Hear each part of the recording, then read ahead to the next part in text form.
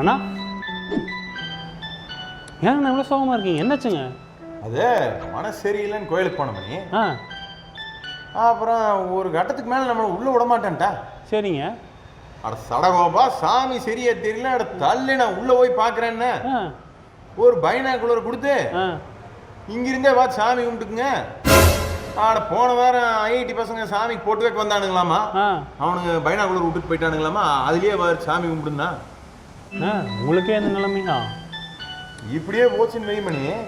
இப்படியே போனால் என்னங்க பண்ணுறது? நம்மளும் கோபுரத்தை அடிச்சுனா கோடி பண்ணிட்டு போக வேண்டியதான்.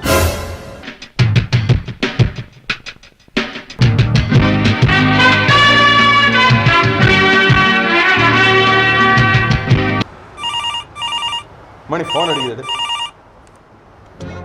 ஹரியானாலேருந்து கூப்பிட்றாங்கண்ணே. கேளு என்னன்னு. ஹலோ. ஆமாம், நான் தான் பேசுகிறேன். இது ஐயோ, நானே சொல்லிடுறேன் தலைவர்கிட்ட. They've declared their support to the Congress. The BJP government in Haryana is now in minority. There is no immediate danger though to the. என்ன மணி? ஹரியானாவில் ஒரு 3 பேர் நமக்கு முட்டு கொடுத்துட்டு இருந்தானு இல்லைங்க? ஆமாம். நம்மளே போய் செவத்துலேயே முட்டிக்கன்ட்டு அவன் வாட்டு கை வீசிட்டு வந்தவங்க போய் கை குலுக்கிட்டாங்கண்ணா. வர பாருங்க தலைமுழுக. அப்போ அங்கேயும் கவர்மெண்ட் குழஞ்சிருச்சு. ஆமாங்க அண்ணா, இதுவாது பரவாயில்ல. டெல்லி சிஎம்ஏ வெளியே விட்டாங்கண்ணே, பெயிலில் விட்டாங்களாமா. டெல்லி முதலமைச்சர் அரவிந்த் கெஜ்ரிவால் தொண்டர்கள் மத்தியில் உரையாற்றிய போது, பாஜக கட்சி விதிப்படி 75 வயதை பூர்த்தி செய்த ஒருவர் அக்கட்சியிலிருந்து ஓய்வு பெற வேண்டும். அப்படி இருக்க பிரதமர் மோடி 75 வயதை அடைய இன்னும் 2 ஆண்டுகளே உள்ள நிலையில் யாரை முன்னிறுத்தி பாஜக வாக்கு கேட்கிறது என கேள்வி எழுப்பினார். உங்களுக்கு 75 வயசு ஆக போகுதுங்களா? கூடிய இருக்க எனக்கு தெரியலங்க, அவன் கரெக்டாக சொல்கிறான். இந்த காரணத்தை சொல்லி தானே நம்ம பல பேர்த்த கட்சியிலேருந்து வெளியே துரத்தணும். உனக்கெல்லாம் 75 வயசுல எதுக்கு சீட்டு, இதுக்கப்புறம் எதுக்கு உங்களுக்கு பொறுப்பு, ரெஸ்ட் எடுங்கன்னு சொல்லி வீட்டுக்கு அனுப்பிச்சோம். இப்போ அதையே நமக்கு சொல்கிறானுங்களேங்க. இந்நேரம் நம்ம கட்சிக்காரன் சொல்லியிருந்தேன்னு காது மேல் நாளப்ப அவன் எதிர்கட்சிக்காரன். அந்த மொட்டைங்கிட்ட அன்னைக்கே சொன்னேன், அவன் நல்லா படித்தவன், அவங்ககிட்ட எல்லாம் பகைச்சிக்காதன்னு.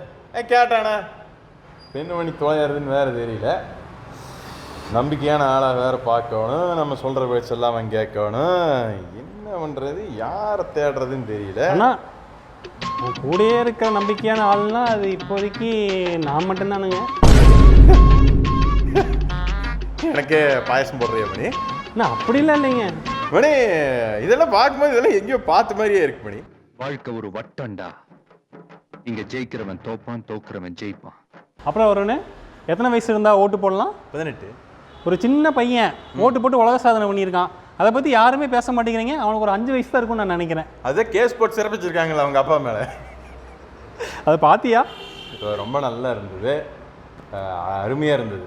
அதாவது தொட்டில் பழக்கம் சுடுகாடு வரையில்ங்கிற மாதிரி என்னன்னே தெரியாமல் அந்த குழந்தை எதை அமுத்தணும் அப்படின்னு கேட்டு அமுத்தது. பாவம் அவங்க அப்பாவும் குழந்தையாக தான் இருக்காரு. அதனால தான் இந்த மாதிரி குழந்தைகளை எல்லாம் வாக்குச்சாவடி கூப்பிட்டு போயிருக்காரு.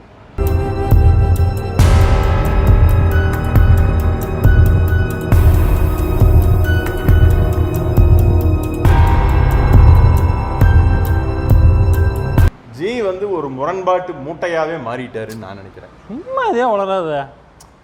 அதாவது ஏன் இப்படி சொல்றேன்னா, போன வாரம் என்ன சொன்னாரு, கை சின்ன ஆட்சிக்கு வந்துச்சுன்னா உங்ககிட்ட 2 எருமை மாடு இருந்துச்சுன்னா உன்னை வந்து அவங்க ஓட்டிட்டு போயிடுவாங்கன்ற மாதிரி சொன்னார்ல. இப்போ வந்து என்ன தெரியுமா சொல்றாரு, இப்போ பாஜகவுடைய ஆட்சியில இந்தியா நல்ல வேகமா முன்னேறிட்டு இருக்கு. ஓகே, மக்கள் அதை வந்து கொஞ்சம் யோசிச்சு பார்க்கணும்.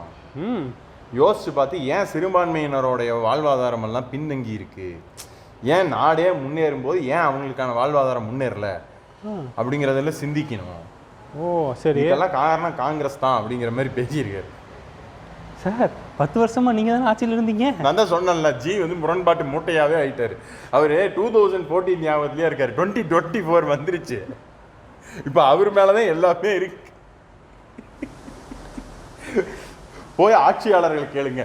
அதாவது இது எப்படி தெரியுமா இருக்கு, ஒரு தடவை இவங்க இருக்காங்கல்ல, தமிழிசை சவுந்தரராஜன் இருக்காங்கல்ல, அவங்க வந்து பாண்டிச்சேரி ஆளுநர் இல்லையா, அப்போ அண்ணாமலை அந்த டைமில் தான் இங்கே வந்து இந்த மாதிரி டாஸ்மாக மூடணும் அப்படி இப்படின்னு சொல்லிட்டு இருந்திருக்காங்க. மதுபானத்தை ஒழிக்கணும் அப்படின்னு பேசியிருக்காங்க. இங்கே வந்து உங்கள் கட்சிக்காரங்க இப்படி பேசுகிறாங்க பாண்டிச்சேரியில் ஒழிச்சிடலாம் இல்லை, நீங்கள் என்ன நினைக்கிறீங்க, நீங்கள் தானே ஆளுநராக இருக்கீங்க, அங்கே உங்கள் சப்போர்ட்டில் தானே கவர்மெண்ட்டே நடக்குது அப்படிங்கிற மாதிரி கேட்ட உடனே அவங்க ஒரு பதில் சொன்னாங்க. எனக்கு இதெல்லாம் போய் அந்த கட்சிக்காரங்கிட்ட கேளுங்க, பாஜக காரங்க கிட்ட கேளுங்க. அப்போ நீங்கள் அந்த மாதிரி தான் இப்போ இவரே பேசிக்கிட்டு இருக்காரு. ரொம்ப பரிதாபமாக இருக்கு. அவர்கிட்ட வாங்கின காசுக்கு ஏணி சின்னத்தில் ஒரு குத்து, உங்ககிட்ட வாங்கின காசுக்கு தென்னை மரம் சின்னத்தில் ஒரு குத்து.